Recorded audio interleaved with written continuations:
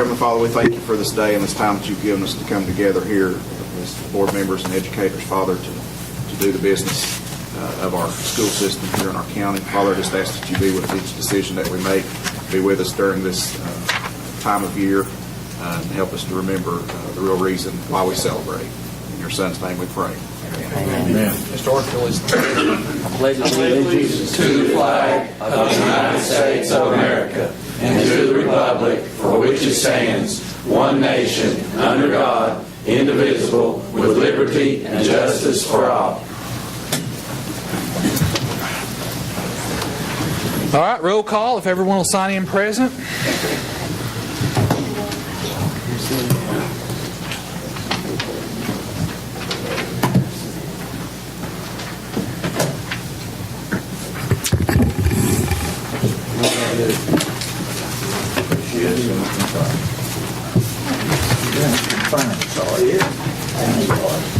All right.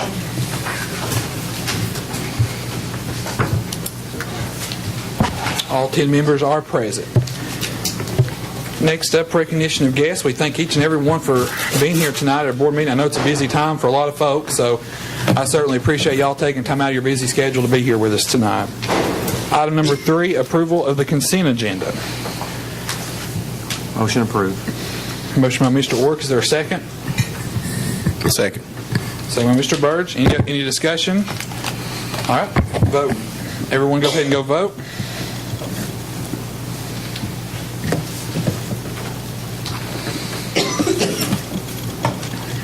Push mine twice. Yeah, mine's not working too good either.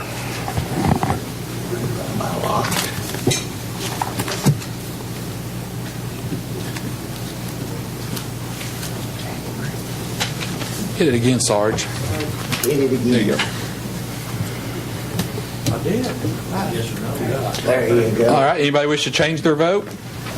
If not, please reveal the vote. Parker, yes. Sarge, yes. Collins, yes. Griswold, yes. Field, yes. Lawson, yes. Miller, yes. Ork, yes. Rutherford, yes. Wilson, yes. Motion passes. All right. Next up, approval of the regular agenda. I think we're taking off 8F. So 8F. Yeah. We're taking off. And Daniel there, who's here with us for Dale tonight, asked, he's not feeling well, and he asked if he could get out a little earlier, so I'd like to maybe place him in front of Mr. Marlowe, the Director of Finance. So, discuss legal matters, move it to in front of Mr. Marlowe. Do you feel it necessary to be here for 8D? Yeah, those were the ones that were addressed in Mr. Campbell's letter, the two major issues, I guess, that were asked about. I think the letter's pretty self-explanatory. Okay. Yeah, and that's, I just want to make sure he feels comfortable with not being you can here. discuss those if you have any questions on the letter. Yeah. Proceed. Okay. Any other? So the as amended, the agenda would remove 8F, and we'd move discuss legal matters to in front of Mr. Marlowe. You ready to vote? All right. Everyone vote aye for, no against.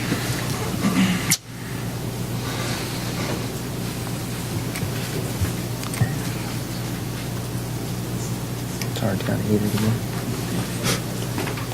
All right. Anyone wish to change their vote? If not, please reveal the vote. Parker, yes. Burge, yes. Collins, yes. Crickman, yes. Field, yes. Lawson, yes. Miller, yes. Ork, yes. Rutherford, yes. Wilson, yes. Thank you. I want to thank.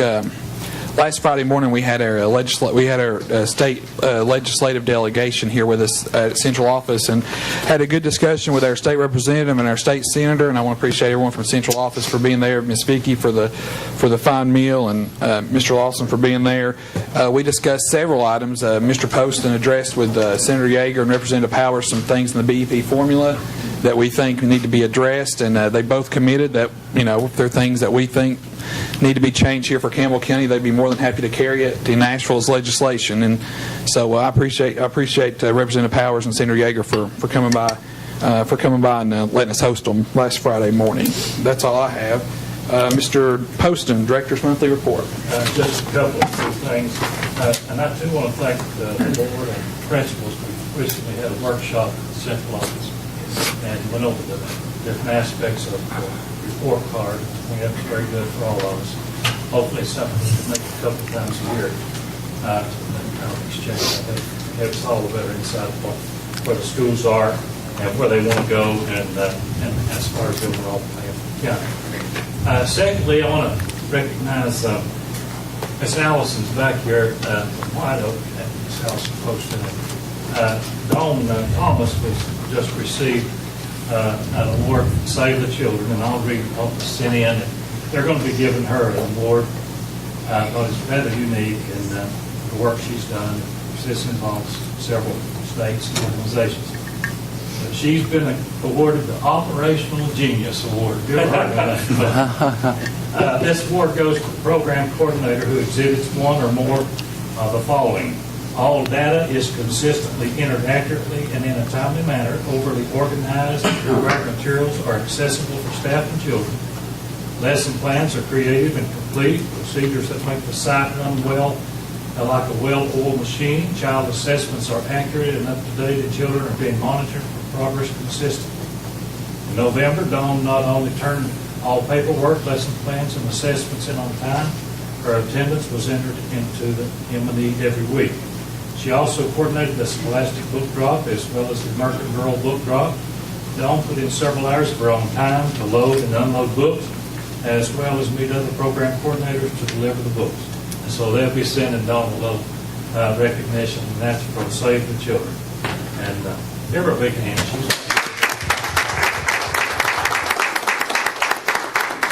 Also, April Napier at Valley View, she was unable to make it tonight. She was just recently chosen. She was first chosen by her peers at Valley View to represent Valley View in the countywide online pick your favorite teacher of the year. And so she won in Campbell County. She was represented in the Campbell County Christmas Parade. That's April Napier. She's a second grade teacher at Valley View Schools. I've been teaching about 3.5 years, but is a real asset to that school. So let's also give her a big hand.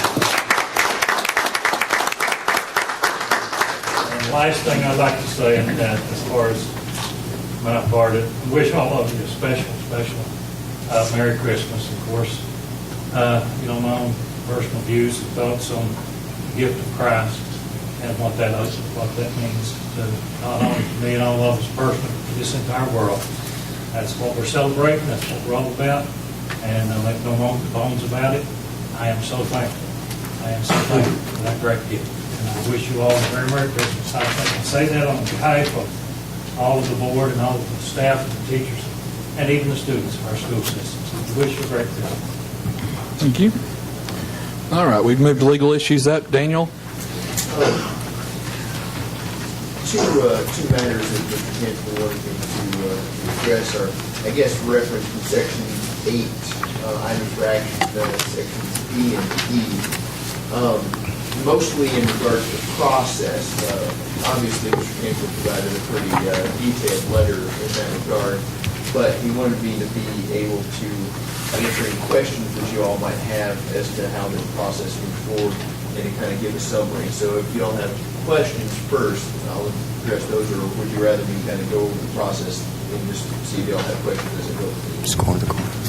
Questions? Okay, we'll just ask you to stand by, Daniel, maybe for a few minutes till we get to that. Anything else? Those are the only things that we have really pending on the legal matter. Okay, thank you. All right, next up, Mr. Marlowe.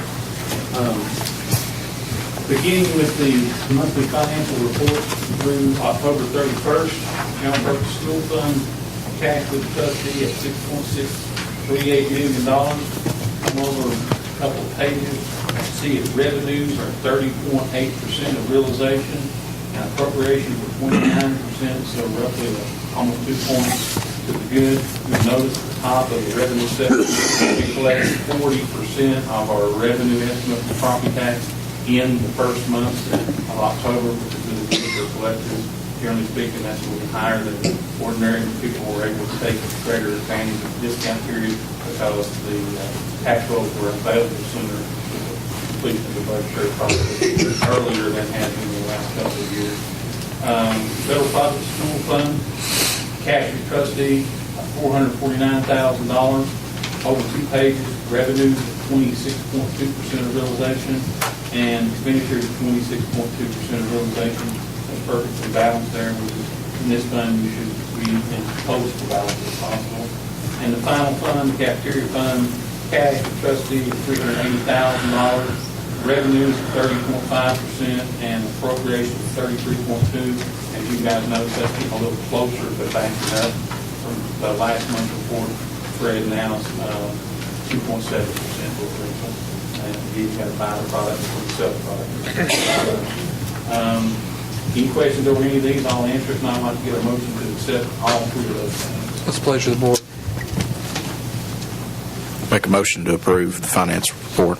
Motion by Mr. Hill, is there a second? Second motion. Second by Mr. Richard. Any further discussion? You ready to vote? All in favor vote aye. All opposed vote no. Anybody wish to change their vote? If not, please reveal the vote. Parker, no. Burge, yes. Collins, yes. Crickmore, yes. Hill, yes. Lawson, yes. Miller, yes. Ford, yes. Rutherford, yes. Wilson, yes. Motion passes. For the record, I want to blame Fat Finger for the no vote there. So if possible, I'd like to be reflected as a yes vote, please, in the minutes. Thank you. All right. Mr. Marlowe, budget amendment. Budget amendment. We have 7 in your packet for review. Y'all want to review any of those individually? Would you like to go over them all individually, or what's the pleasure of the board? What's the pleasure? I'll make a motion that we approve all the budget amendments as they are, Motion by 12.1 Mr. through Hill. 12.7. Second. Second by Mr. Ork. Any discussion on any of the budget amendments 12-1 through 12-7? You ready to vote? All in favor vote aye. All opposed vote no. Make sure you hit that right button. Anybody wish to change their vote? If not, please reveal the vote. Parker, yes. Burge, yes. Collins, yes. Crickmore, yes. Hill, yes. Lawson, yes. Miller, yes. Ford, yes. Rutherford, yes. Wilson, yes. Motion passes. Mr. Chairman, the next item is review of bids. You want to try to do them as 3 separate items or all collectively. There's several different pieces that make up the parts, but each and everything will be in things that we're buying recommendation for the low bidder, and in everything we're selling recommendation for the high bidder.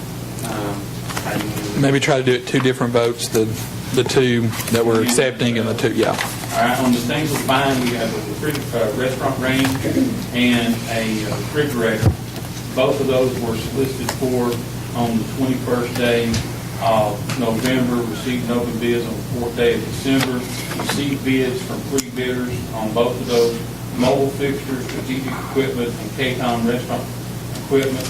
In both cases, or in the first case with restaurant range, it was strategic equipment at $8,049.26 as the lowest bidder.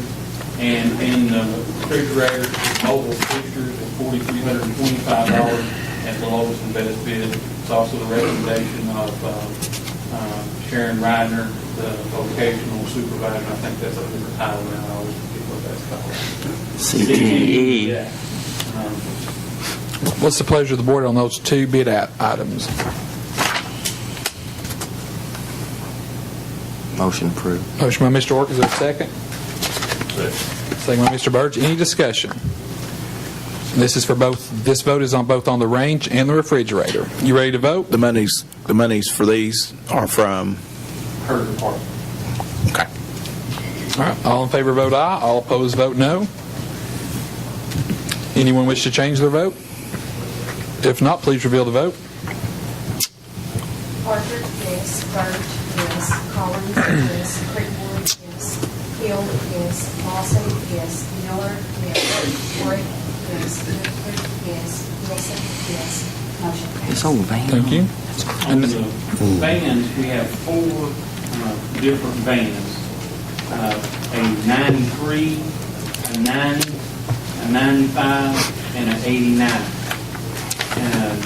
In the case of 93, the highest bidder is Jacksboro Metals, $525. On the 90, the highest bidder is Jacksboro Metals, $530. On the 1995, the highest bidder is Jacksboro Metals, $525. And then on the last one, which is a 89 van, the highest bidder is Truman Wilson at $700. In each regard, the recommendation is to the highest bidder. What's the pleasure of the board? Make a motion to accept. Motion by Mr. Birch, seconded by Mr. Hill. Any discussion? You ready to vote? All in favor vote aye. All opposed vote no. Anyone wish to change their vote? If not, please reveal the vote. Parker, yes. Birch, yes. Collins, yes. Crickmore, yes. Hill, yes. Watson, yes. Miller, yes. Ford, yes. Whitaker, yes. Wilson, yes. Thank you. Item D, we have two things to request permission to advertise for bids. First is for bread, and you guys know we have bread with Merita, and Merita is a subsidiary of Hostess, and Hostess went out of business, and so Merita can no longer provide the bread. Vicki contacted the next low bidder, which was Sarah Lee, asked them if they wish to honor the previous second low bid price from the food station from a year ago. They said no, so we have no choice but to go back on the open market and do a solicitation. That's number one. The second thing there is to advertise for bids for the long distance and mobile telephone service or cellular for the upcoming 13-14 school year. As you guys know, we have to go through this process to qualify for Q-rate reimbursement program. What's the pleasure of the board on the bread products and the bids for the cell phone and long distance phone service? Make a motion to accept. Motion from Mr. Collins. Is there a second? Second. Second by Mr. Rutherford. Any discussion? You ready to vote? All in favor vote aye. All opposed vote no.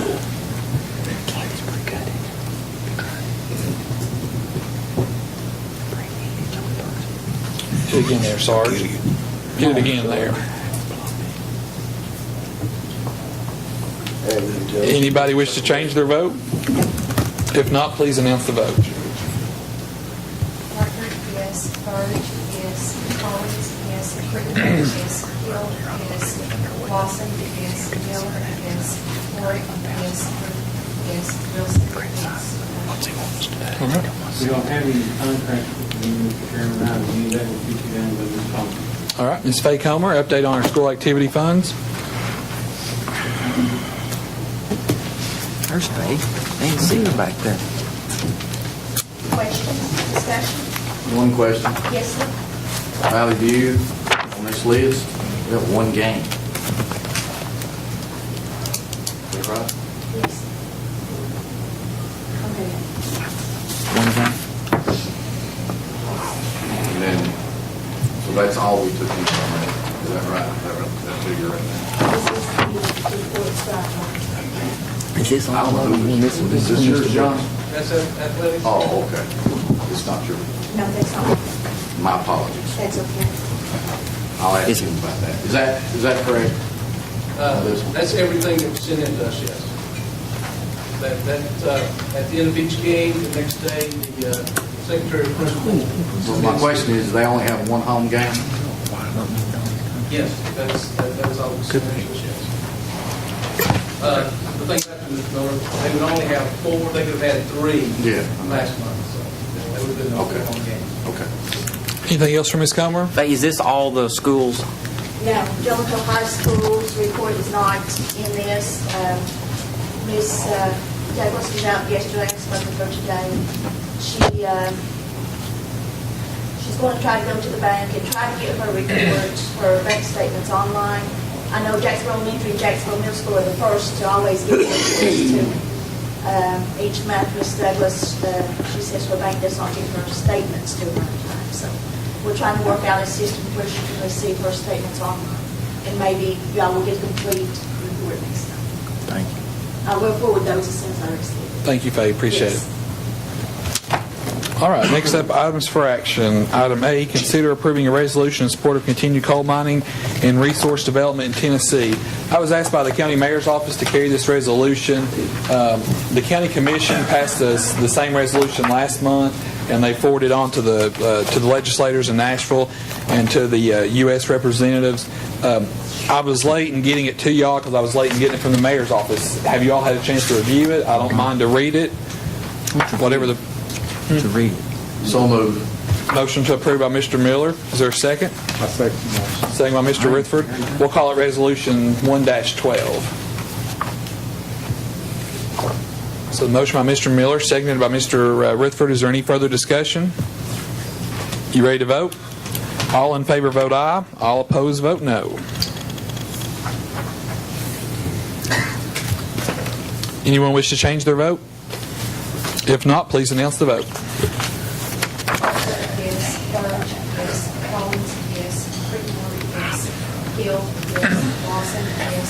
Miller, yes. Ford, yes. Rutherford, yes. Wilson, yes. Item B, consider approving action on recent auction of Ridgewood facility. I know we got Mr. Longmire here with us tonight. We got Mr. Thomas Job with us tonight. When we had the auction, Mr. Thomas Job was the highest bidder at the time. On that morning, the bid was for $91,000. So, Mr. Ork, you had this put on the agenda, so... David, you want to come up here and has Mr. Job, Mr. Thomas, has he increased the offer at all, or is it still at $91,000, or where are we? He's not indicated to me that he wants to increase his offer. Is that the question? Yes. He's kind of standing firm at 91,000.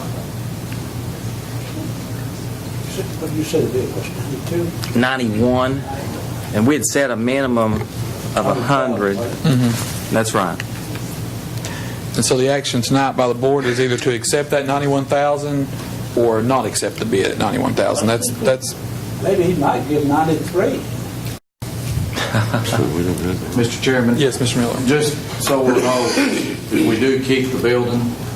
Insurance on it is about $3,650 a year, and the utilities run somewhere around $10,000 or $11,000.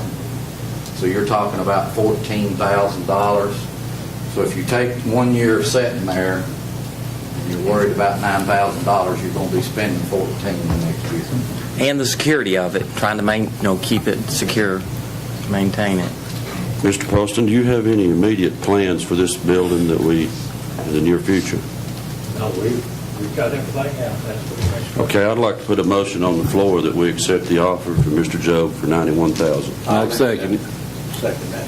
All right, motion by Mr. Birch, seconded by Mr. Wilson and Mr. Collins. So their position is to accept the bid at $91,000 on the Ridgewood facility. Is there any discussion? You ready to vote? All right, all in favor vote aye. All opposed vote no. Anyone wish to change their vote? If not, please reveal the vote. Parker, yes. Burge, yes. Collins, yes. Creekmore, yes. Hill, yes. Lawson, yes. Miller, yes. Ford, yes. Rutherford, yes. Wilson, yes. Motion passed. All right. Thank you, Mr. Longmire. Mr. Chairman, though, Mr. Longmire, if you ever do another auction for us, could we have a little better food? I'll work on that. Thank you, Mr. Longmire. Thank you, Mr. Job. Did you get food?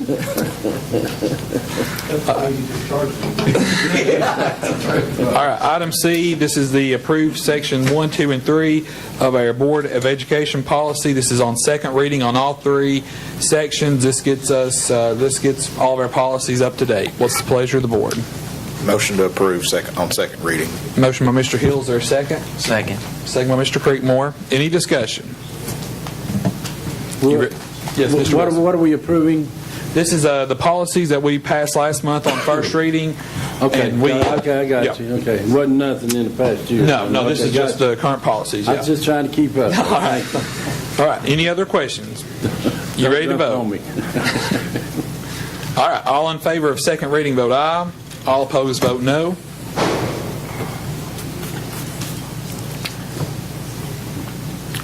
You get to go, Mike. Oh, sorry. Mr. Lawson.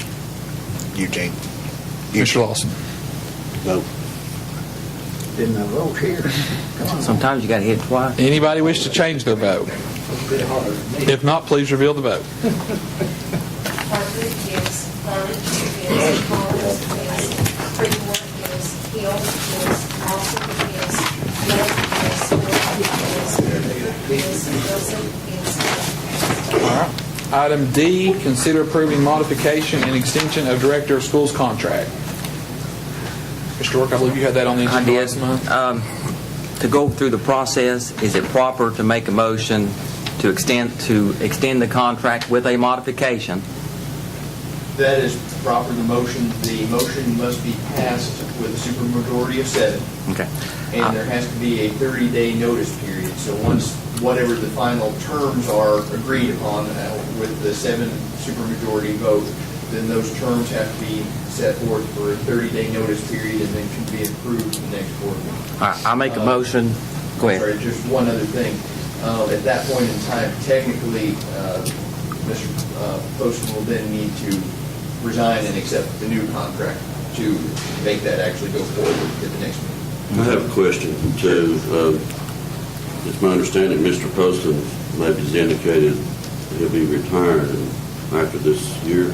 Okay. And I noticed the contract ends April. What would the process be if we need to move it like end of the school year? The terms of the contract is entirely up to the board and him. The contract ends in June 30th. But that needs to be Still June approved by 30th. the Yeah. majority. Okay. If it's through June 30th, that's Yeah, no it's- Yeah, I problem. think it was originally April, but we rounded it off to June the 30th to meet Okay. the fiscal year. So. And the transition between the interim director and the director. So. Now, So, we'll have a meeting as a whole board to discuss this contract with Mr. Poston before the 30-day period is up. Is that right? We can. That's what we need to do, or I'd like for that to be added to the motion. The only modification I'd like to make to the existing contract is, Donnie, did you get that information from Dale on that verbiage in Section 8 that dealt with the... It was sent to Dale this afternoon. Was that the... Yes, yes. Yes, Mr. Campbell said that he had no objection to the stuff that was sent to him this afternoon. Do you have a copy of that? It was changing AYP to AYP. It was just the terminology. It dealt with AYP. That's no longer a state term to deal with. What are you calling it now, Donnie? It's AMOs, AMOs. annual medical objectives. What is the test they're taking now? What is it called? EOC? That's the end-of-course test at the high school. Is that just, that's just at one school? Or is that At the anywhere? high school. That's the end-of-course test. That's the annual medical objectives. That's a combination of the things we covered during the... No other modifications. Everything else stays the same. But yeah, to answer your question, we can have a meeting. I'd like that to be part of it. Okay. I would like, if we're modifying the contract, I would like for us to at least have some kind of commitment to sort of give us some kind of, as you said earlier, report. I mean, and that way we know that you would be mandatory to do that for us. Yeah, I mean, as far as like we did the other night, that report card, I mean, we have to wait a whole year to get it. But you could give us an update as we go along. Is that not right? Yeah, see, these, the way that you disaggregate all the information that the state sends down now. That's a pretty good We can idea. get almost monthly information from all the different schools. T-loss, we could go down this accountability, achievement, all of that. Do it quarterly? Yeah. That's best. Yeah, absolutely. I mean, that was a very productive. Yes, it was. It was. The other night. And I mean, that way we don't have to wait a year to see the state of what our schools are in. I mean, especially if we're not holding any benchmarks as far as his pay, which we're not doing that now, are we? No. So, I mean, Is it proper then to make a motion to offer Mr. Post an extension with the terms and conditions of his contract to be discussed before the next board meeting? Well, once the terms and conditions are set out, they have to be approved by a 7-member supermajority, and then there has to be a 30-day window. That contract has to lay over for 30 days. Right. But Mr. Cantrell has mentioned, as referenced in the letter, that he is willing to meet with you all on the 17th for that purpose. So if you want to have the discussion occur on the 17th and then start the process from approving it on your next board meeting or calling a special board meeting, that would be okay as well. But there needs to be a 30-day, once the terms have been decided upon, there needs to be a 30-day notice period before that takes place. In order to do it tonight, you would have to make your modifications tonight to the contract so that it can set for 30 days per TCA. If that's all we're going to do, let's do it tonight. Is that something you're going to? That's the only modifications Okay, I've well, got. see what happens is this. We're approving the contract, and we may have questions about what the contract should or should be changed or modifications made, and we can't talk as board members. We'll get put in jail for violating the sunshine law if we discuss the contract with each other if we're not in a regular call meeting. So how are you going to find out what you're talking about and who's on first and who's on second if you don't sit down and talk some about it? That's why I would recommend moving forward with the meeting on the 17th. Okay, Mr. Cantrell. that makes sense, but I'd like to know what I'm voting for, and if there are changes, we can't discuss them unless we're in a meeting where we can ask these questions. That workshop would be an opportunity Okay. to discuss those. All right, that's what- To discuss in more detail the terms of the contract. So the only thing I can do is make a December motion that we 17th, yes. postpone it till the 17th. I can't meet on the 17th. You can't do it on the 17th? I'm sorry, he said any night during the week, the 17th, so any night that week that you all decide he is able to do the work. Well, I've got meetings all week that week. I could on the 20th, it'd be the 20th would be the only night I can of that week. Well, what's the big rush? Why can't we just wait till January or February to do it? I mean, 'cause it's not like All it's we kind have to do tonight is vote to extend this contract or not extend it, then go through I can, the goodies when we can. Well, I make a motion that we meet on the 20th to discuss the extension of his contract and the terms and condition of his contract. I second that motion. The director can't be there. Well, you need to be there. Where are you going to be?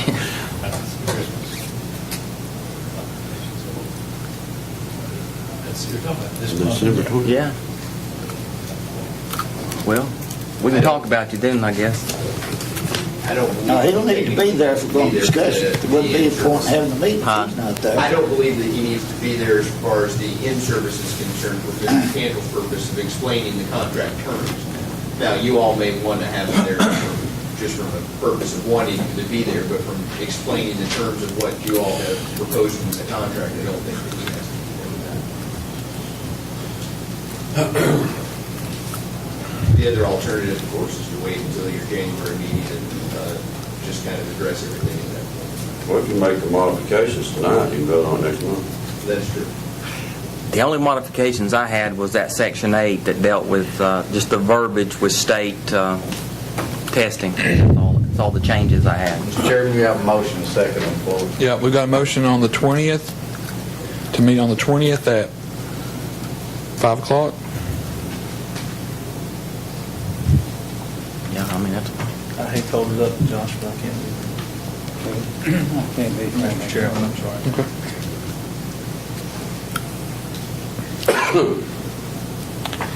Well, we got a motion and a second. Mr. Ork, you want to pick another date, or you want to go forward with your vote on the 20th? Who can't make it? Mr. Creekmore. And I think Mr. Ork will be here. What about the 21st? No, Christmas Day. Friday. We could meet the 25th if you want to, Mike. Hey, I can be here.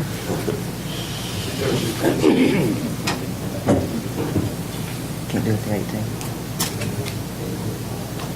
It's got to be that week in order to have a week, right? 19th. What about the 19th, Mr. Creekmore?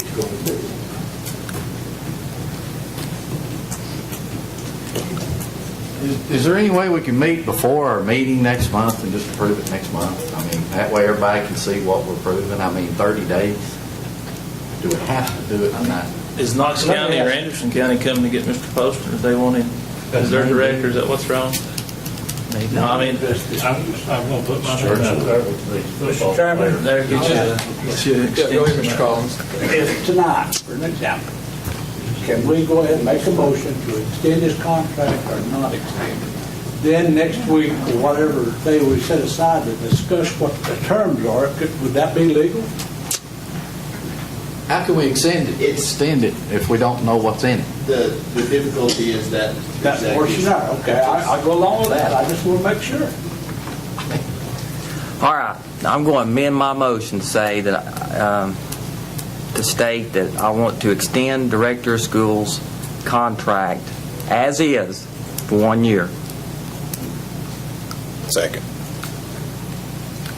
Mr. Ford? Yes. You going to extend it 1 year, or are we going to go to 30 June? Extend it 1 year from the expiration date. It would be as is, just like it is. 2014.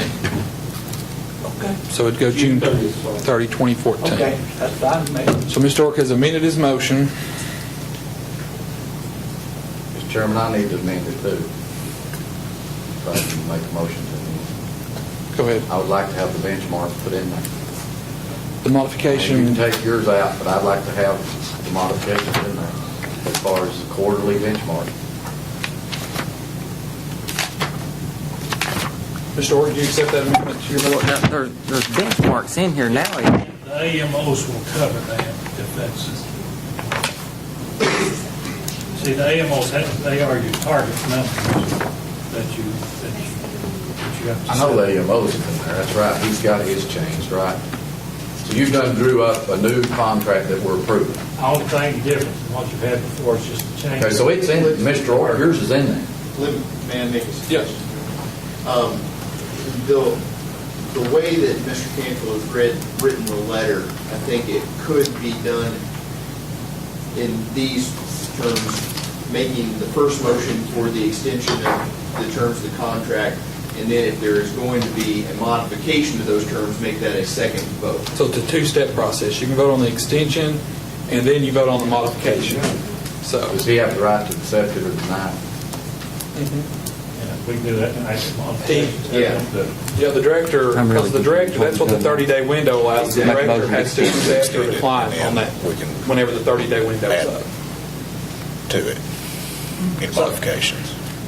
I think the easiest parliamentary situation would be for everybody to withdraw what they've got, and then we'll start all over. I withdraw my motion. Okay, Mr. Miller withdraws his. Now, Mr. Work, Make a motion to extend the contract by 1 year. by 1 year from the date, June 30th, 2013. So the new contract expiration will be June 30, 2014. That's right, 14. Second by Mr. Hill.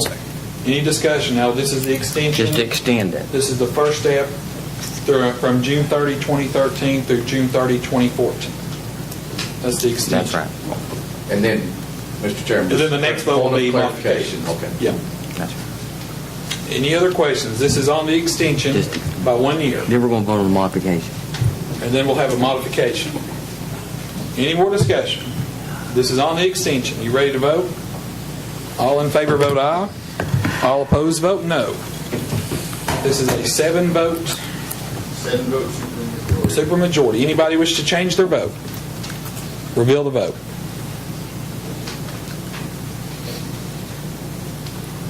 Parker, yes. Burge, yes. Collins, yes. Creedmoor, no. Hill, yes. Lawson, yes. Miller, yes. Warwick, yes. Rutherford, yes. Wilson, yes. Motion passed. Okay. Now modifications, Mr. Mr. Chairman, can we set a meeting to, and as long as we can have it in that 30-day period, is that right? So that means we could have it before the next month's meeting, 30 minutes before? Is that not right? Is that accurate, Daniel? I'm sorry, say that again. So that we can approve that with that in it and have them draw it up? Contract has to set for 30 days. Well, what you could with do now is you could put that, you could verbally. Okay, I move that we, as a modification to the Director of Schools contract, add in that there be a quarterly report given from him of the state of our schools and their scores that are available to him at that time. Yeah, I second that. Okay. Motion by Mr. Miller, second by Mr. Orrick on that modification for the quarterly report. Report or a meeting, Mr. Miller? I want to make sure we... Let's have, present a report at a meeting. At a meeting, okay. Okay. So that's the verbal language there, made by Mr. Miller, second by Mr. Orrick. Any further discussion on this modification? Are you ready to vote? All right, all in favor vote aye. All opposed vote no. Again, this is a 7-vote supermajority.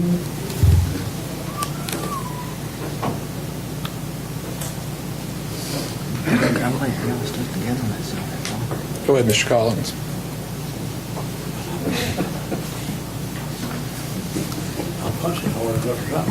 All right, anyone wish to change their vote? If not, please reveal the vote. Parker, yes. Burge, yes. Collins, yes. Whitmore, no. Hill, yes. I don't know. I think so. Miller, yes. Ford, yes. Whitford, yes. Wilson, yes. Motion passed. Okay. While we're on this section, any more modifications? The only thing I had was the verbiage, is that one, So we'll get this information to Dale in his office tomorrow, and then from tomorrow we'll start the 30-day window. He will draft up the official language as confirmed, and then you all will meet on January, your board meeting, to officially offer it, which also requires the supermajority, but and then it'll be his decision at that point to accept. And now, do we need to issue public notice, Daniel, via newspapers and everything, and all the regular public notifications?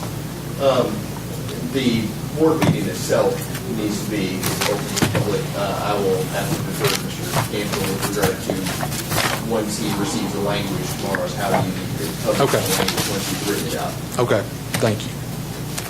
Ready to move on? All right. Item E, discuss and adopt building and grounds, athletic, and safety as standing committees. Mr. Chairman, I had this put on there. I understand, the chairman has full authority on whether he wants to have, or she, whoever the chairman is. I just felt like that with what we've accomplished over the last couple of years, that there are certain committees that I think should be standing, or at least not every month, but at least quarterly or in some form. All other systems have it. Your county commission has committee meetings. And I just feel like I use these three. Number one, for the building grounds, I know that there's constantly things that come up in the building and grounds issue that require more time than we can do here in an open meeting. I mean, we did that regardless of what anyone would say. I think we did good this year. We passed some policies that pertains to athletics and athletic committee.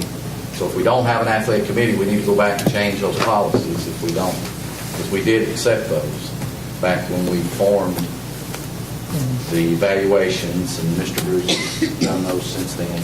And, your committee, the safety committee, and I just used these three, you did an outstanding job of bringing a lot of things to light with these SROs that we never knew about the way they were doing, that probably never would have been brought to light. And that's the safety of our kids. So I just think I wanted to put this on here and hopefully discuss it, get other people's opinion of, we know that they're not standing committees now, but the possibility of putting them in as standing. And even a budget committee, I've heard some say that, because we don't know what's going on with the budget right now. I think, Mr. Marlowe, you've had some budget meetings with the executive committee, I'm sure, but it would be nice as a board member to be able to keep up to speed what's going on, where we're at, what we're facing. We hear rumors about how many positions has got to be filled. So that's my point on this, and I'd like to hear anybody else that wants to share their opinion on this. Anybody? that was one of the items in the letter, wasn't it?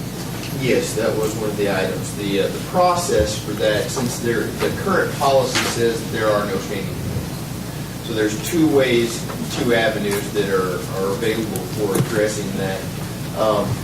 The first would be to abolish the policy, and at that point in time, if the policy is just abolished, then it is up to the chairman to determine which committees. The alternative would be to either abolish the policy and reinstate a new policy, or to amend the current one. The only way to take action as of tonight would be to abolish the policy and then ask the chairman to issue a decision to render new committees. The other avenues to amend the policy would take 2 readings to accomplish. But you could have a motion tonight to amend the policy. Yes, there could be a motion, Yes. and then there would be 2 readings on that.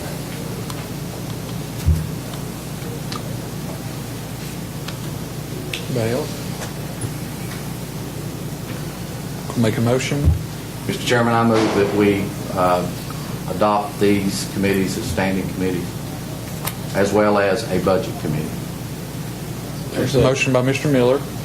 Second by Mr. Wilson. Any discussion? As amending to the policy So this is an amendment to the policy. of standing committees. Any discussion? That's the motion. Is there any discussion? Mr. Chairman. Mr. Collins. If we got all these committees back to the grounds, the buildings, whatever, how's this going to work? If we're on it permanently, 60 days, or what? Would be once the second reading is over, it would be up to my, by the law, it would be my discretion, but I'm not going to heavy hand anything. I'm going to seek, if the board's got 6 votes 2 times to do committees, then I'll defer to you all as far as, I'm not going to be a dictator. I'm going to hear input from you all, and, if you can. I could see the point in having a committee on 1 or 2, but it's like buildings and grounds. Okay, there's if the principals and the staff would get together and work it out, that would eliminate that, because they could see what's wrong with the schools, they're there. I'd like to address that, Mr. Collins. I'd like to address that if you'd allow me. Go ahead. I've done some walkthroughs with Train in our buildings. I've done about all the schools now, except maybe 4 or 5 of them. We've got commodes that are not working that have been down for months. We've got vanities that are not working that have been down for months. We've got lights that are not working that have been down for months. We've got showers that are leaking that have been leaking for years. We've got faucets that are leaking that have been leaking for years. Here's the response you get. And I was with maintenance standing beside of me and the principals. You'll say, "Did you put a work order in?"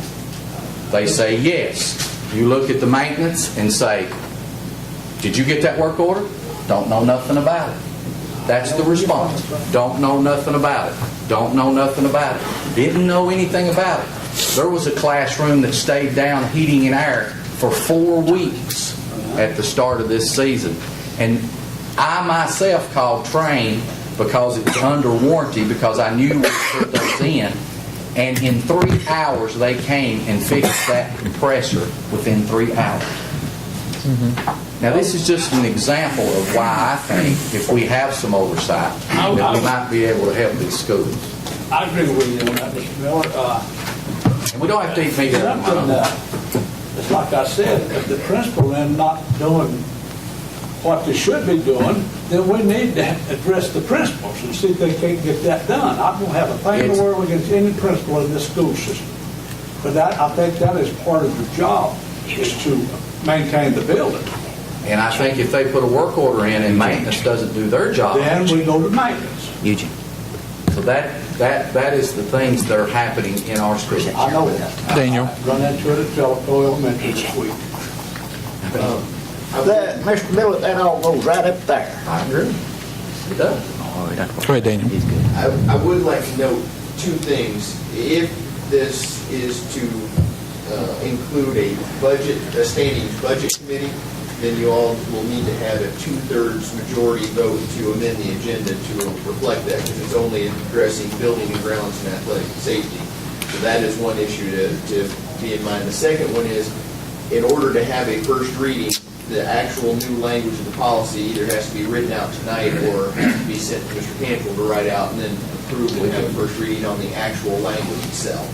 So just be aware of those two hiccups as far as potential procedural issues. Let's, I can see it.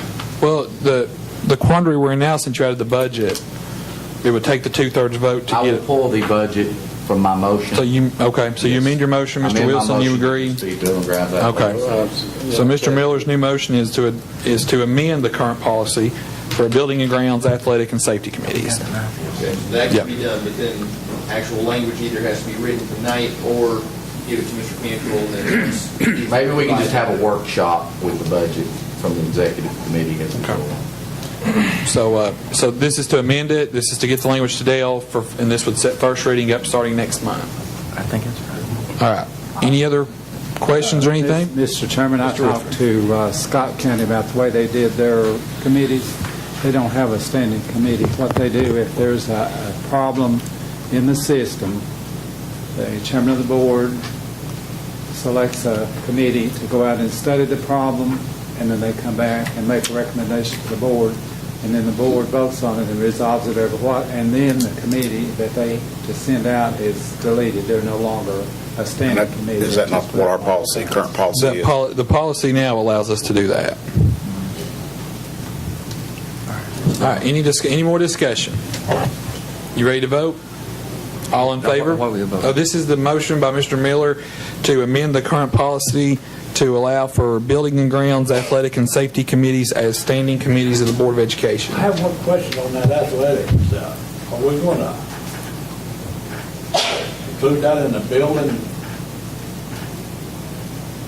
committee? Is this all one committee, or you want all of this? It would be three No, it's three separate. It's three separate committees. Not, I didn't put it in my language, but that'll be left up to the chairman how often. Okay, are there going to be two committees? No, there'll be three committees: building and grounds, athletic, and safety. Yes. No. All right. Any other questions? The thing, the problem I'm having is some of these, I'm not throwing off on maintenance, I know they'll do a good job the best they can. But now, we had a fence down over at the elementary school, and Ray sent a couple of people over there to fix it. Well, they get over there and they looked at it, they said they couldn't fix it, call the fence company. And I called over and I talked to Mr. Bruce, and I told him, I said, you get Mr. Ray up and talk to me in the morning. So he came over, he brought 4 men with him, I stopped over 5. I got out there and I walked out with him, it's about 50 feet. I saved me here to that wall. That was down. It was leaned over. The teachers was complaining about the dogs coming under the fence, jumping on the kids, or the kids playing with them, they were afraid they were going to get bits, okay? And all it takes, they couldn't do it yesterday on account of the rain. They might have fixed it today, I don't know. But all it would take to do that, they brought a bobcat over there to clear a little brush away, and stand that fence right back up, and drive 2 to 3 posts in there, and wire that wire to the post. And it's fixed. Then here's another thing. You walk up the fence road there towards the hospital, 100 yards, maybe not that far. There ain't not no fence. So the dogs, all they have to do is go right up that fence line there, and then you got a wide open spot there. So why, we need the fence fixed, because that's where the dogs come through there. But we need to go ahead and patch that big old, I don't know how many feet it'll take, but we have a fence that's maintain it and keep it, put it all the way around the property instead of just 2/3. That's all I have. Okay. Mr. Chairman, I believe that, and this is my opinion, I believe if we do have committees like this, that we'll be able to address problems like this. We'll be able to go over there and I think we can get things done ourselves, can't we? I mean, we should be able to make sure and see that these things are taken care of. I mean, if we ain't, we'll see the person who's in charge, and then we talk to them, don't we? Well, we should be addressing all of our concerns to the director anyways. Right, The director exactly. has That's what I'm day-to-day saying. I'm control. going to call for the question. That's what I'm saying. The director, yeah. All right, so the Mr. Orton's moved for the previous question, so we're voting now on Mr. Miller's motion for standing committees. All in favor vote aye, all opposed vote no. Anybody wish to change their vote? If not, please reveal the vote. Parker, no. Burge, yes. Collins, yes. Crickmore, yes. Hill, no. Lawson, yes. Miller, yes. Ford, no. Rutherford, no. Wilson, yes. Motion. All right. Next up, items for discussion. Discuss exposure of sewer smell at Follett Elementary. Rector had mentioned that to me, and we go ahead, Rector. Another result of going and doing a walkthrough at the school, we've got an issue that's well over 3 or 4 years old. Mr. Burge, how old is this issue? How long has school been built at Follett Elementary? 4 or 5 years. 4 or 5 years? 5 years? 5 years, yeah. And they've had a sewer smell. You've got teachers up there right now who go home with headaches, and they take time off, and it's been addressed and addressed and addressed and addressed by maintenance, by the Follett Utilities. I think finally Mr. Parker has talked to, and I'll let you address what you found out. But at the process of this, we asked the maintenance worker, okay, what can we do? Nothing we can do. But of course, Train has offered to get some charcoal filters to put in the return air in order to be able to filter some of that air that's been brought in. And with the help of Mr. Parker, I think that he has talked with the city and the electric company that we hope will be fixed that may come. And I'll let you address that, and then I'd like to speak. What they've done is I talked with Eddie Troxel. He's our superintendent of water operations at Follett Utilities. They have already went through and put those charcoal filters over the manholes. What happens is the sewer from Valley View comes down through through the sewer lines, and it sets up right there, right behind that strip mall there, in front of the elementary school. And while it waits to go to the pumps, it sits there. And the worst mornings for the smell is foggy mornings, humid mornings, when everything just weighs down and just traps that sin in. So they've went through and they've put charcoal filters over all the manholes in that area. And they've also talked about, and they're in the process of doing this, putting poles up in the field there out from the elementary school, running line up the pole to evacuate that, to get that smell going up the pole and to get it out of one area away from the school to get it up above the school. The thought is if they can get the pipes and the poles above the school, then it would alleviate the smell. And so they're working on that, and they've got the charcoal filters over the manhole covers. Tentative response, it's getting there, it's getting better. They're still putting the finishing touches on it. So, and hopefully, Mr. Poston, if you'll get with maintenance, see what the update is on them and Train to get some charcoal filters in the building on those fans so that these people can get some relief. I was there that day, and it is a strong odor. And not to mention the children that has to do that. And this is a 3-year-old problem, a 5-year-old problem. There was also a thought, I'll get you in a second, Jeff. There was also a thought that the intakes at the elementary school itself may have to be readjusted from where they're located at. The intakes may have to be brought up to where it's coming out. That it's not level. That way where it's going out is higher than what the return is. Mr. Marlowe. Mr. Chairman, as the school board members who have been here the longest will recall, when the property search was underway for locating the Follett Elementary School, that location of those sewer from Valley View and storage locations dropped to our knowledge, and there was strong consideration for property across the road along the ridge at that time, and it was much more expensive piece of property across the ridge, and the city owns the property there behind that already, and some different things went on.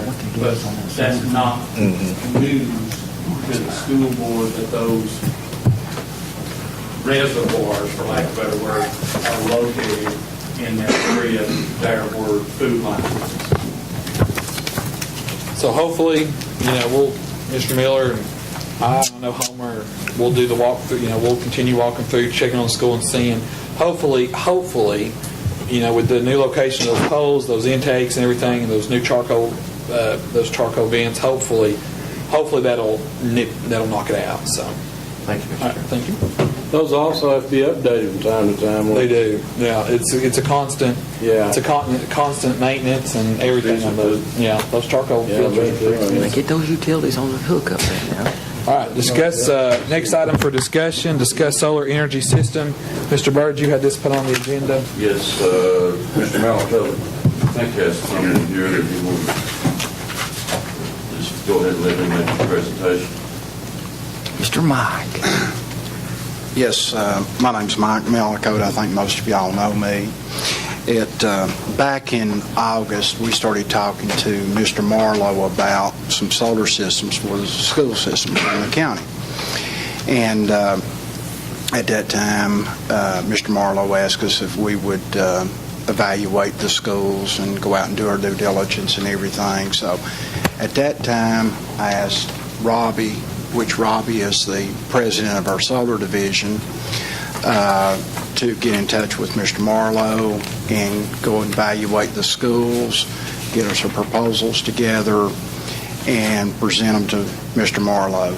So we did, and basically we submitted them to TVA, and we got it approved for Campbell County High School, Kerrville Elementary, Jacksboro Elementary, Jacksboro Middle, LaFollette Elementary, LaFollette Middle, White Oak Elementary, Wynn Elementary, and Valley View Elementary. And at the time that we were submitting this, it had to be submitted to TVA.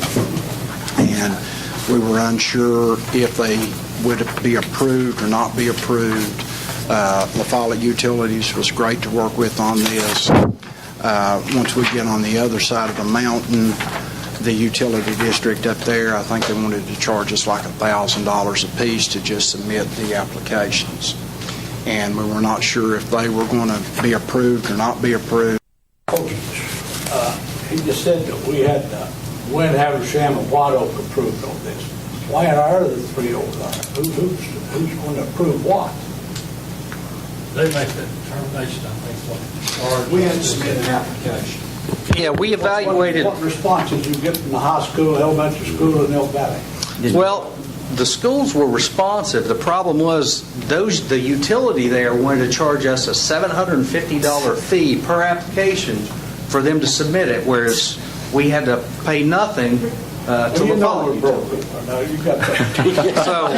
So that's why we didn't. It's a situation. I don't understand that.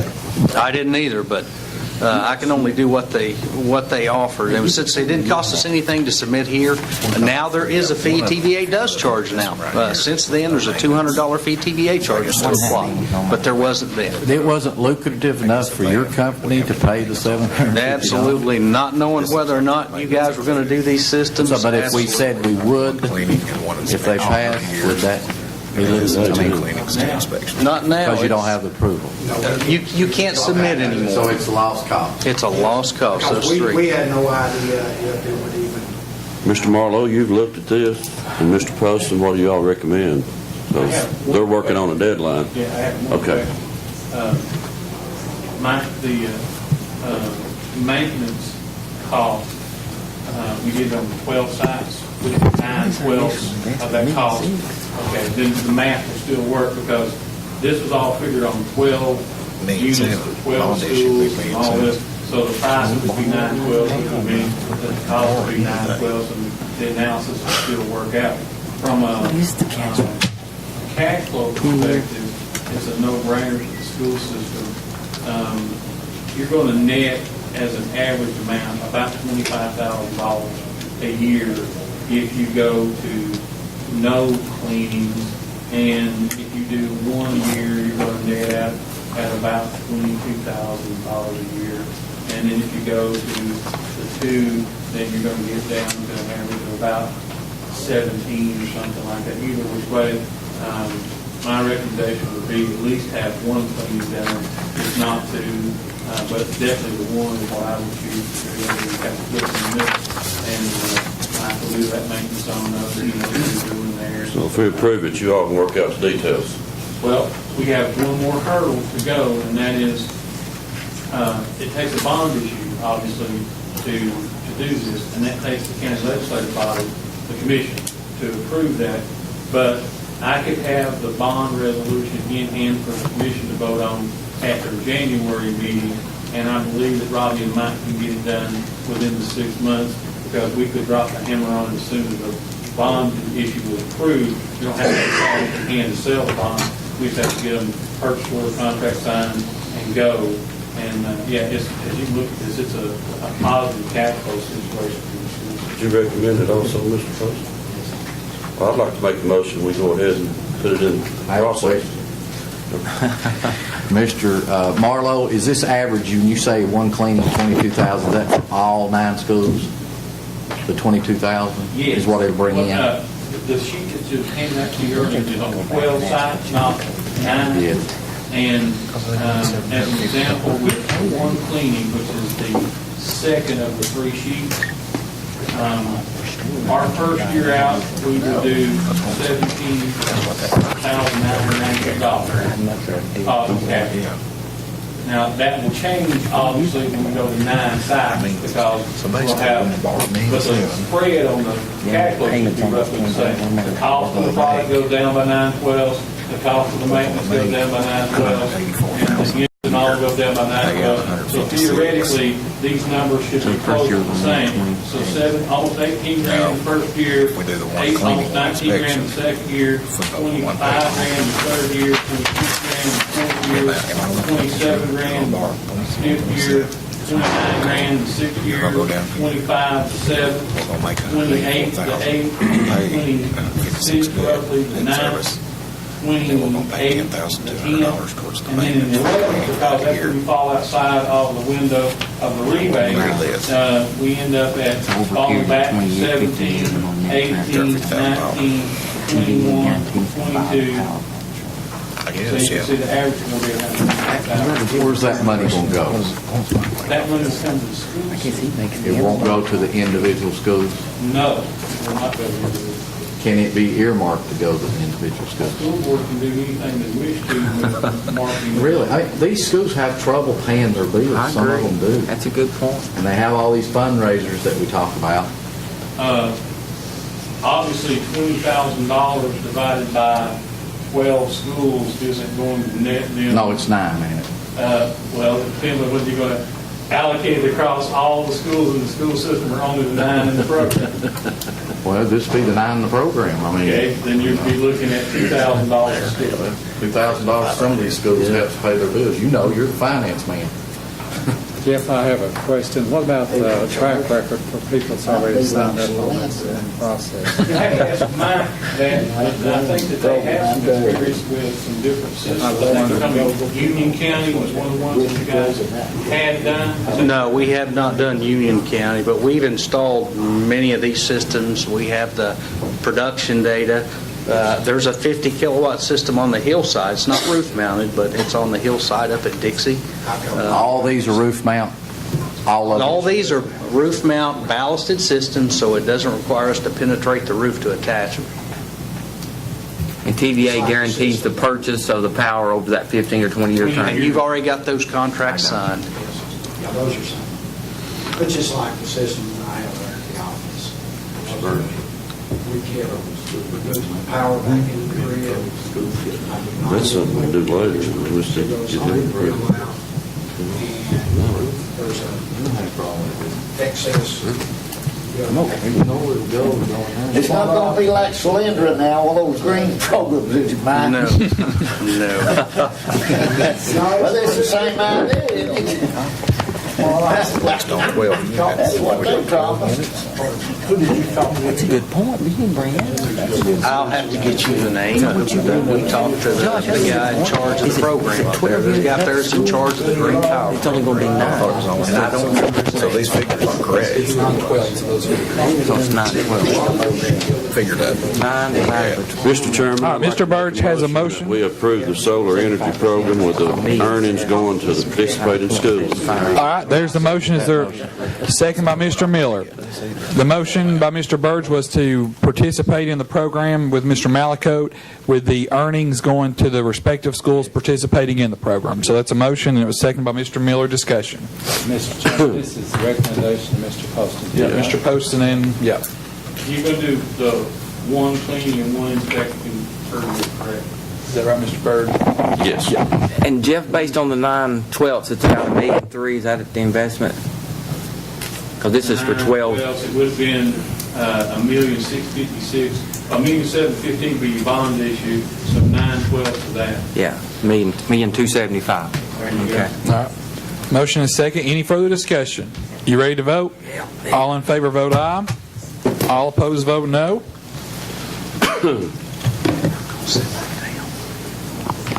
Johnny and Colin. Anybody wish to change their vote? If not, please reveal the vote. Arthur, yes. Burge, yes. Collins, yes. Creekmore, yes. Hill, yes. Lawson, yes. Miller, yes. Warren, yes. Rutherford, yes. Wilson, yes. Burge, yes. Thank you. Next up, discuss donation to Campbell County High School fishing team. Mr. Burge. Yes, I had several parents that approached me about this new club they started. They've got a lot of participation in it. Mr. Van Etten, is he here? Yes, sir. If you would come forward and tell us a little bit about it.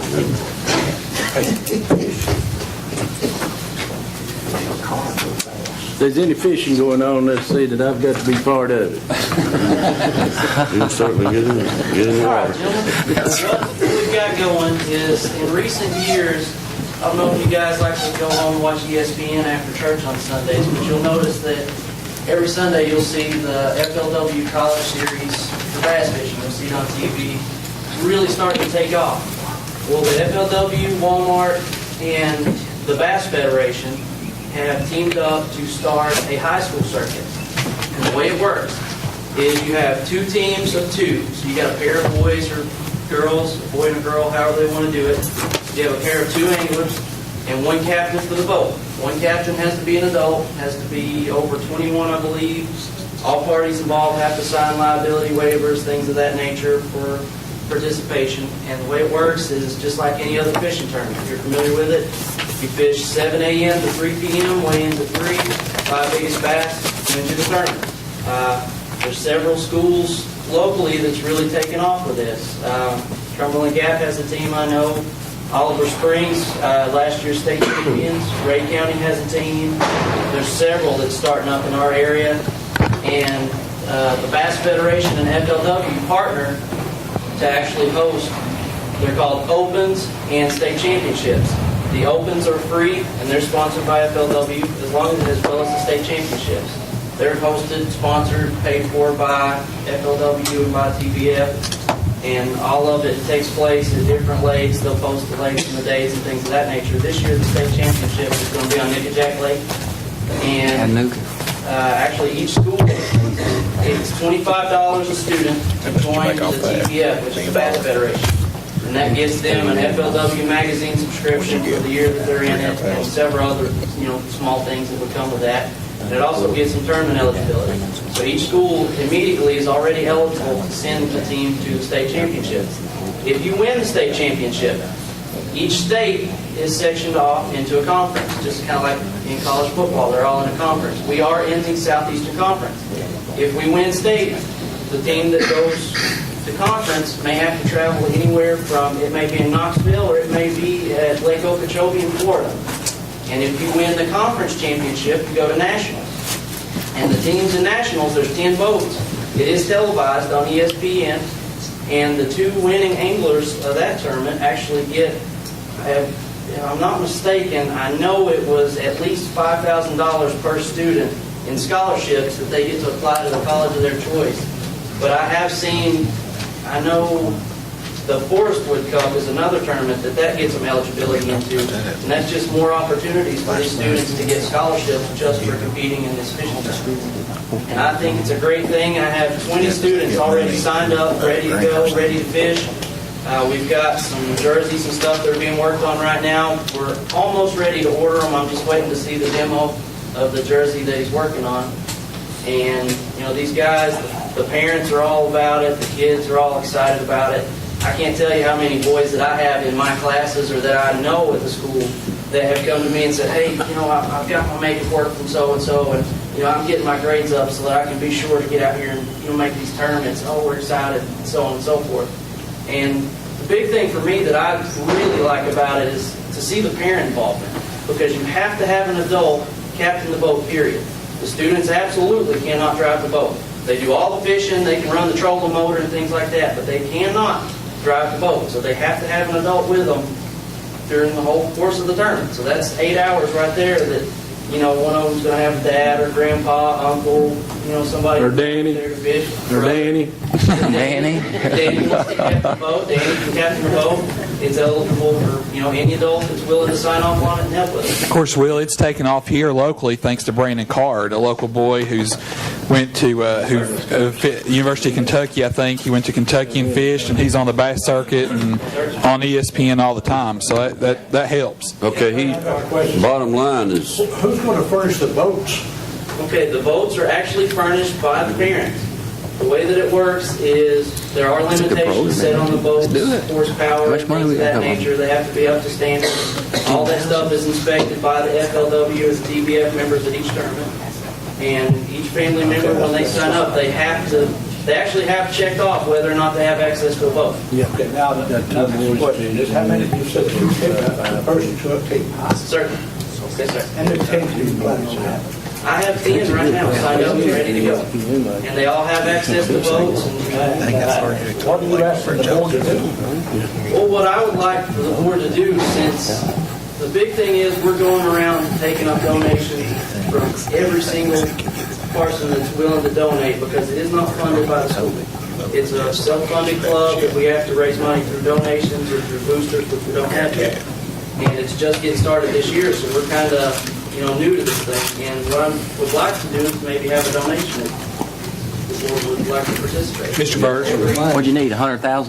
no, the Oh, that's parents, fantastic. I can send these kids the off. people that I talked to that's helping you with this said you needed some startup costs of a couple $1,000. And I'll make that motion.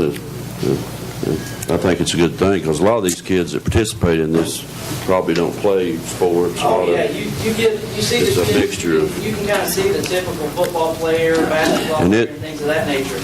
But you see these old country boys in class and stuff that really don't participate in that kind of thing. And they're Johnny? all about this fishing. How much I second it. $2,500?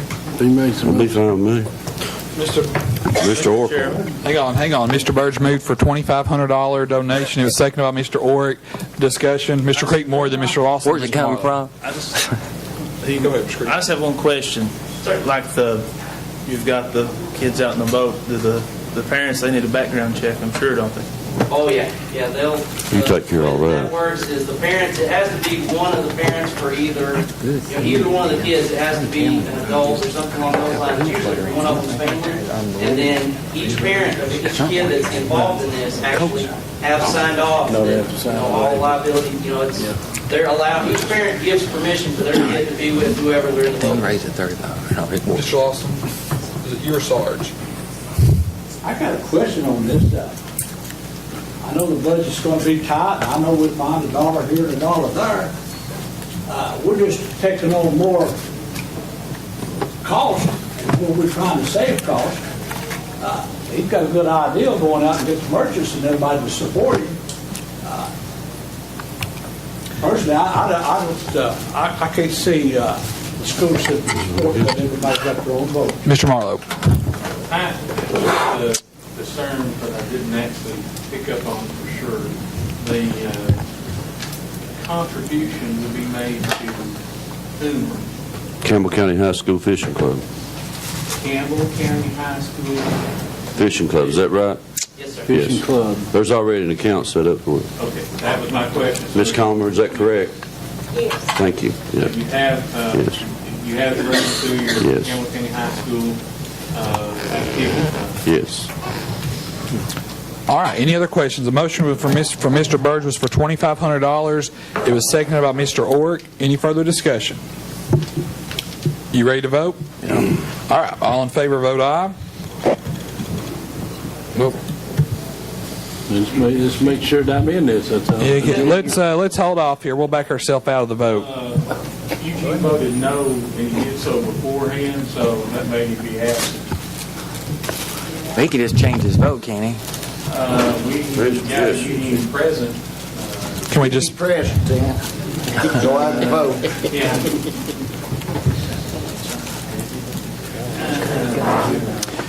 Hit the button too early. That's all right. Now say yes and confirm. Good to go now. All right, now we're voting on the $2,500. All in favor, vote aye. All opposed, vote no.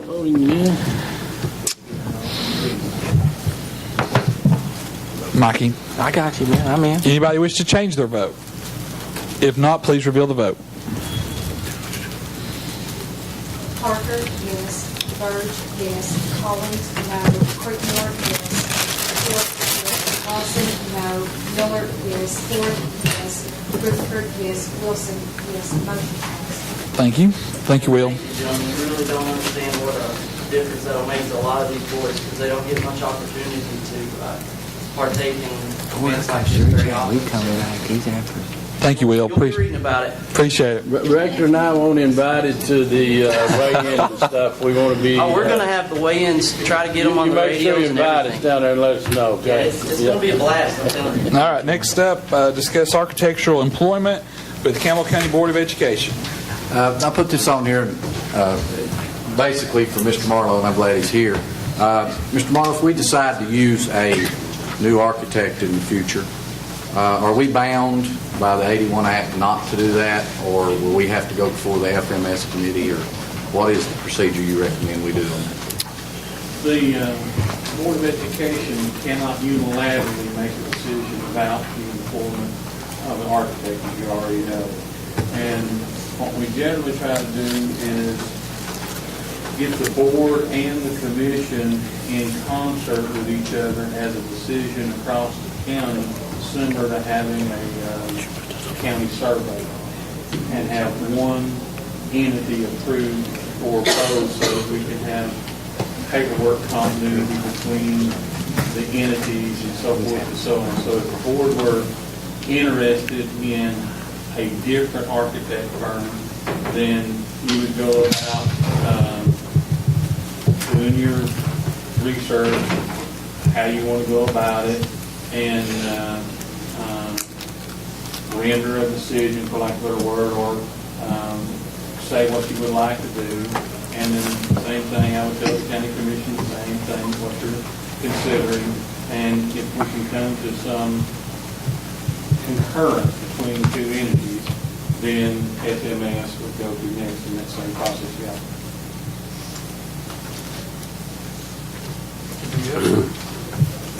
Anybody else have anything? Any other questions on that? All right. We've already discussed the legal matters. Recognized school board members. Mr. Collins. I have a couple of things. I just want to thank the board for all that we've done for the school this past year.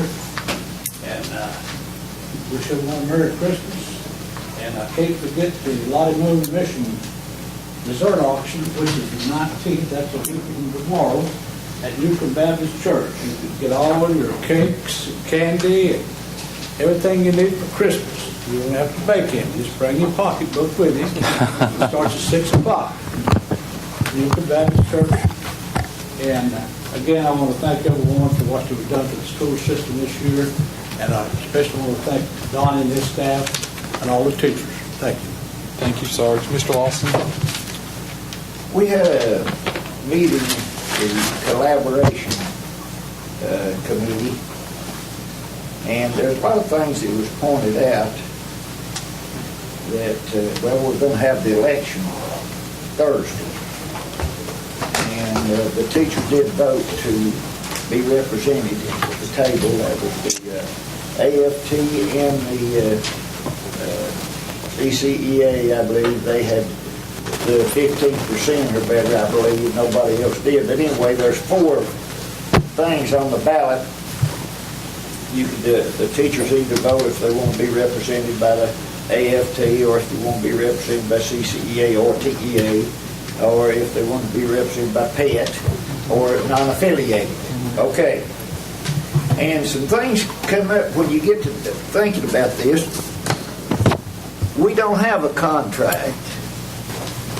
It ran out, and we've been operating almost a year. And the law says that in the meantime, we will operate based on board policies. That's right. But most of our decisions are being made on what the contract previously said. Now that's kind of confusing to me. And this collaboration's coming up, and everybody, the board needs to be involved in this. Now what happened over a period of time, I remember we had one supervisor sent to negotiate the contract about 20 years ago. Mr. Poston's aware of this. He comes in the next day and says there's nothing to this negotiation. He just went on and give everything away, and the board just give everything away. And you all come in on the back end of this, and you know what we got into. All right, now is this board going to do the same thing again? So you need to be thinking about this. Now, I'm on that committee, but I don't really thought of being on it because I've been on the negotiating committee. I negotiated the first contract that AFT ever had with the Campbell County. And they threw a rock at the lady that was helping me, and she was afraid that, the Jones boys used to work, in the coal mines. If you didn't agree with the union, they'd catch you and give you a good whipping. Well, I think she thought the Jones boys was after her. And our superintendent had a drinking problem, and he wasn't around much. So I've been all the way through this negotiating business, and I think I've made every teacher in the county mad at me at one time or other, because I was trying to represent administration, the administration. Okay, now we are the administrators. Now, if you don't want to just wash your hands clean and say, we'll let somebody else do that, so be it. But this is something that you need to be familiar with what the bill is, what we're doing, and how it's going to affect the school system. And I think it can be very beneficial to the teachers. See, teachers get all these rumors spread around, and they'll say, first thing when they did away with negotiations is going to do away with all the teachers' insurance. We're not interested in doing away with the teachers' insurance. I'd like to help them get better. We're not interested in taking any of the money away from them. I wish they could make more. But I'm not interested in the school teachers saying if there comes a high wind up, we're going to dismiss school. That ought to be done by somebody else. Yeah. And if the temperature gets a certain way, well, we can't have school. I don't think that's their decision to make. I think that's up here. Now, these are the things we're getting involved in when we do this. Somebody say, there's nothing to it, let's just forget about it. Well, there's a whole lot to it if you sit down and really think about it. And, Mr. Poston, I don't know when these decisions come up, what are you using as a guideline to determine how you make them? Well, you got your basic school policy. We got the school policy, yes. That's pretty much what you have to base it. Well, like leave says they get 10 sick days and 2 personal days. That's what our policy says. Is that not right? All right, and they come along and say, give me 5 bereavement days. Where does that come from? You just go with what the policy. No, the policy don't say that. That's what the contract said before. We don't have a contract. All right, how do you make that decision? If there's a death in the family, we're going to give them a bereavement day. According to what? Standard practice that we've had for some time. No, that's according to the contract. That's not according to board policy. Well, then we need to rewrite a whole bunch. That's what I'm talking about. And there's a lot of other things I could bring up here. Now, some of them say losses against sick days. I'm asking a question. And there's other things that comes up, and they say, oh, we're going to do it this way. It's not based on board policy, the way the decisions are being made. It's based on a past contract that is no longer in existence. And that's not according to the legal means of following board policy. Now, most of our decisions, of course, we don't maintain it. The contract did was posting, et cetera, and those types of things. So those things are gone. Most of the issues that you're referring to that have with absences, there's not a whole lot of additional decisions that are not addressed by the board policy. Not a lot of them. Once we get into this, there's 5 areas, I believe it is, that can be negotiated. Is that right? 7. Those would be the only things that would be allowed to be negotiated. I understand. That's what's coming up. That's what the board needs to get involved in. Look at what we've got now, and then are those things that we want to change? We want to negotiate those things, change those things now. Those are the only things we'll be allowed to negotiate. I believe that vote is Thursday, 7:30 to 4 is the polling day. And I believe the polling committee meets Friday at 4 to count the votes. To count the votes. And then from there on, the next step will be to establish then the next step, if the thresholds are met to collaboratively conference, then the next step would be to appoint a 7 to 10 member committee. So much will consist of however percentage AFT gets, their representatives, TEA, PET, et cetera, and administration.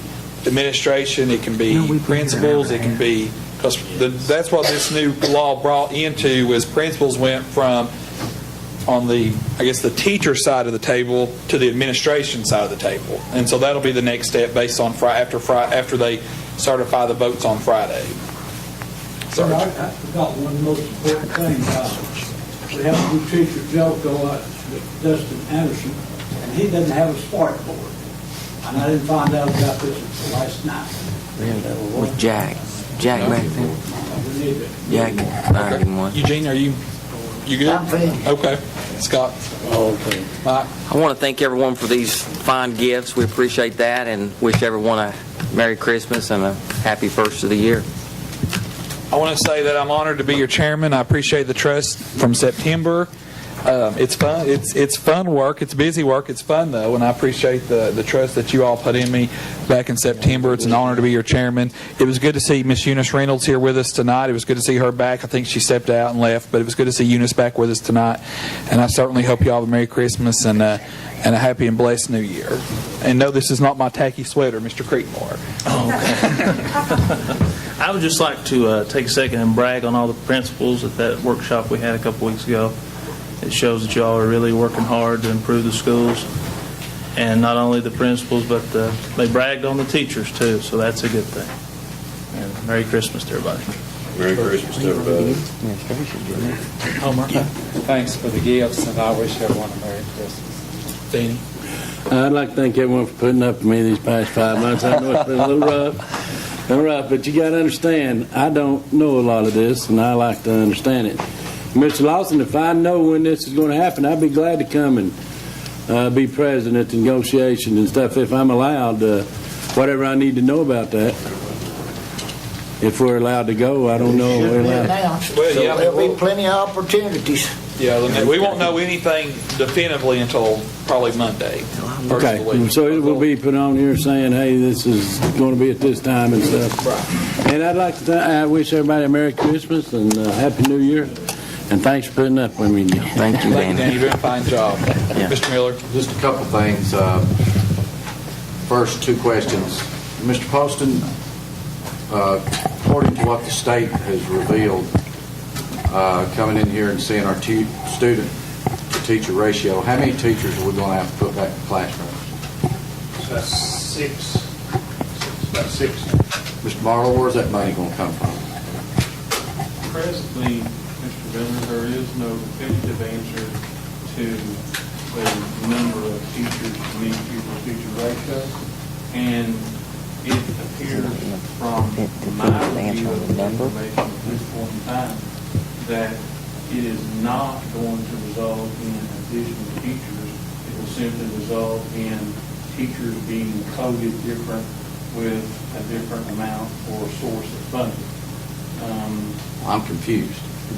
And I'm extremely confused. The test says you have to have this many general purpose school fund teachers. And before you can have a federal project teacher.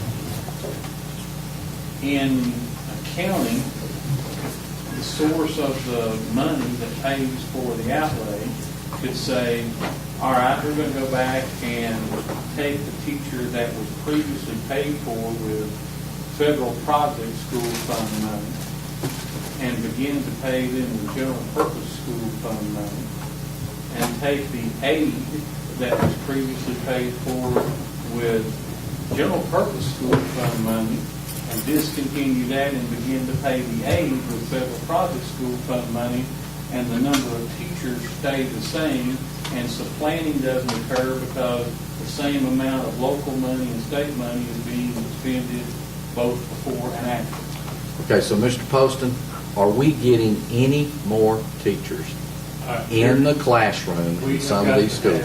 We've got to have some teachers in position, about 6 different classrooms to meet compliance. Are they going to be existing teachers, or are they going to be new hires? That's where the rub's at it. And of course, the comptroller's office, the teacher licensure, the extensive core office, everyone's still looking on this, talking with us, and I think one of the sessions was canceled Friday, and so they're going to help us to have a plan in place of January 1st. So we've got tomorrow and Friday and next week to get everything in place. But I'm saying, my answer to you is this: we are out of compliance in about 6 different classrooms where we've got to have a warm body with those people. And you're certain of that? Unless they've changed it, not let me know. Okay, now, if we are out of compliance by 6 teachers, Mr. Marlowe, where is that money going? Is it going to be with all that formula you just talked about? So we got the money to take care of 6 teachers. If he has to hire 6 new people. If they accept what he's saying, it's part of their plan. That's doable. What I'm saying is that some of those people that he's talking about will end up having to be transferred into these positions. So they're looking at all of this. They're looking Okay, is some of these assistants certified teachers? Is some of them assistants pay that you're talking about changing over from one? No. Okay. No, see, I'm trying to understand the best I can. Think of it like this. If you have a category of K through 3 that requires you to have X number of students to represent so many teachers. And today at that school, you are one less kid than the magic number, such that the number of teachers produces a dividend of 5, let's say. Tomorrow, one more kid makes the dividend produce a number of 6. Okay? Now, the day before, when you had only 5, you really wanted 6, so you wouldn't split a class. So you had 5 GPS, 1 Title I, perfectly in compliance. Kid comes in, and the second after that, now you need 6 GPS teachers there, but you don't need another teacher. You need 6 GPS teachers and 0 federal teachers there. You follow now? And the federal allows you to do that? And it doesn't, does it? Federal is, the school system has to set up the classes like it should be in compliance. Then federal teachers are above and beyond what you would normally need. That is a supplement. We cannot supplant. Correct, and we would not. And you can't do that, though, when you, in other words, so if you need that teacher, where are you going to get the funding if you can't take it from that federal? This federal money that, day one, you had 5 and 1 and you qualified. Next day, you need 6 and 0. The money that was being paid with this federal teacher can be discontinued to pay for this teacher. And that federal money can then be used to pay for an assistant or 2. And the assistant money that was being paid for over here in the general purpose school fund can be discontinued. And that frees up money to allow this teacher that was being funded with federal to begin to be funded with GPS. Is that correct, Mr.? It's a real complicated. So let me just clarify all this up. We'll move on. We won't go home. But so if you need 6 teachers, you got the money to pay for it, right?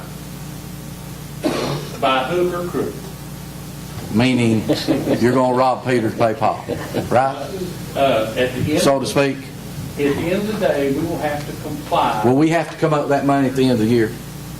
Is that another? I'm just trying to ask the question. But you're trying. But we don't know nothing. Yeah, you're trying to ask the question in.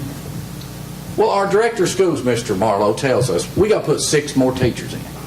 We let 21 go this year. Now, if the math is right, to me, if you've put 6 more in the classroom, and whether it be new hires or whatever, or people that's in a position, you got to come up with that money. And I know what you're saying. I know how you move it around. Only in an environment where you have to go hire 6 additional people. Oh, that's what I asked. Are you going to have any new hires? And you're saying no. And I'm saying presently the math in aggregate says no. We won't have to do that. In the end, I don't yet know because we haven't figured. Okay, so there's a possibility we don't. Yes. Okay. There's no way to answer your One more question. quickly thing. A monthly hire and transfer report, we have that as a policy that your office is supposed to give us every month. Could we start getting that? Yeah. Every month? We got that We once got or it one. twice, but We got it back September. But I'd like to have that every month so we know who's being moved around, and if you all decide to hire 2 or 3 teachers or something, we'll know about it. And I want to say thank you for every board member that voted for the canopies at Valley View. The kids came in yesterday, and the principal said they were saying, "Oh, we don't get wet anymore," and parents don't. So it was a direct reflection to benefit the kids, and we up the valley appreciate all of you for doing that. And Merry Christmas and thanks for the gifts. I know it takes time, but just the way I am. Thank you. Good deal. Motion to adjourn. By Mr. Lawson, we're adjourned. Merry Christmas.